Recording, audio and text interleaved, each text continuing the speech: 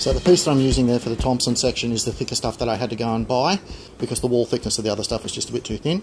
But for now what I'm doing for this bit is working out the internal carriage, and I've made up a little prototype piece to actually see what that looks like. This is not the final piece I'm using, it's just more of a proof of concept so that I can work out exactly how I'm going to make it work. That needs to be a little bit longer, it needs to be a little bit further forward this way. In terms of proof and concept, it does work quite well. Again, you can see here, because this piece is a little bit shorter than it should be, when it's fully extended all the way back, you can see that gap open up in there. So that gap there really is the measurement of how much I need to extend this piece by. So I need to make the entire thing a little bit more snugger so that it's a tighter fit in there, and lengthen it properly so that it marries up to the slots. I thought I'd mention this piece really quickly because it's something I didn't mention when I was working on the pump action heat shield. One of the things I do when I'm working with aluminium, and in particular when I've got to bend extruded aluminium pieces, is to put it through a knurling process. And what I'll do is to heat up the metal and then quench it really quickly in the water, and that makes the metal a lot more supple and more inclined to bend without breaking. Where I did that with the larger sheets was to cut them into the size that I wanted and then put them in my regular oven on as high as temperature it would go, and I let them bake there for about 20 minutes and again rapidly quenched them so that they will cool down as quickly as possible. A good indication of whether or not you've got it right is when you drop the sheet in, you should see it sort of buckle and bow a little bit under the thermal shock of the temperature change. And if you don't see that movement in the metal as it's being quenched, it's worth heating it up and giving it another go. So here's another tip for you: when you get to a point where you've got something that just about fits properly but is a little bit too tight, if you get some regular cream cleanser, this has got a mild abrasive in it, so if you add that to the inside walls, that will add an abrasive compound on the inside there that will clean that up a little bit and make for a neat as fit as possible. You can see how that's turning black there, that's the metal rubbing off on the inside. This is where the milling machine sort of really comes into its own, being able to do perfectly square edges as well as being able to do really accurate sizes of shapes, which means I can press fit that in there to such a degree that it becomes almost invisible. I don't know whether or not that seam is even visible on camera, but it's very, very slight.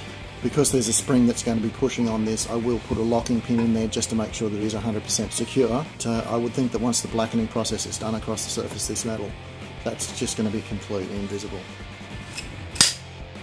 It's more like it.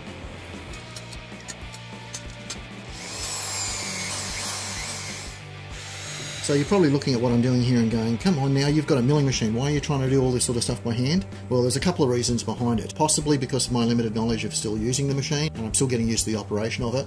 Possibly because there's limitations to the smaller aspects of it, in that there's a little bit of a play in the chuck, and the smaller you go with that, the more that plays a part in how the slots are cut into the piece. Another problem I'm having is because I have to pre-fold these pieces, gripping them into the vise is a little bit tricky in terms of getting them level and flush in relation to the cutting tool. So I've pre-drilled the holes there in relation to where they need to be, so that I'm not losing the spacing I need for each one of the slots before I have a go at putting this channel piece in. One of the other problems I've got when I'm trying to mill material as thin as this, to give you an idea, this is the sort of thickness that we're talking about. It's only about 2.4 mil thick, something like that. Is that it would be very easy to sort of go too far if this is not dead level. It can run down to a lower point where you cut through the metal completely, and obviously that's not what you want. Now, because I'm quite new at this and I still have limited equipment, normally you'd have a little adjustment tool that you can come down and adjust it, sort of wind it one way, mark it and adjust the level, wind it back the other way and do the same thing on the other side so you can maintain that level surface. There's two problems with that. Number one, I don't have one, and the other one is that the thinness of this material means that it can buckle a little bit and you don't get a true level from one side to the other anyway. So a very simple trick that I've worked out for that problem is this. That is just a really thin piece of the aluminium, and I'm just going to use that as a shim to put underneath the cutting bit. I've put this piece fairly loosely in the vise. This is a 3-flute end mill piece, so this, if you think about the way that cuts, you've got 3 tips that will just sort of sit down on that piece of metal almost like a 3-legged stool. So if I just drop that down to the point where it just touches the metal, I want that to seat just really lightly on that piece of metal. Now, with this being loose now in the vise, I can wind that the other way and you can see that little piece of metal slides along with it, so that it starts pushing down on the surface of the metal. Now, providing that little piece doesn't fall away from the tip of the tool, I know that I'm maintaining a level across the surface on where it's going to cut. Okay, once I get to the other end, I now fully tighten up the vise, and that pretty much tells me that the cutting surface is 100% level to the tool. It's just a simple little thing, but it works pretty well given the limited materials that I have. Now I can wind that back the other way, let that little piece drop out, and then I'm ready to drop that down and start my...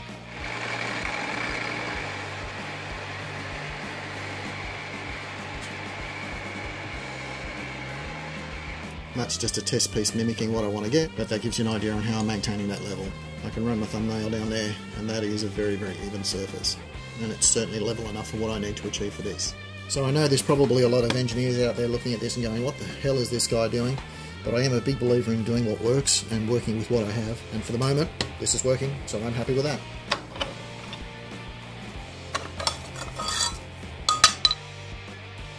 And once I've got the slots cut into it, this is what I've ended up with.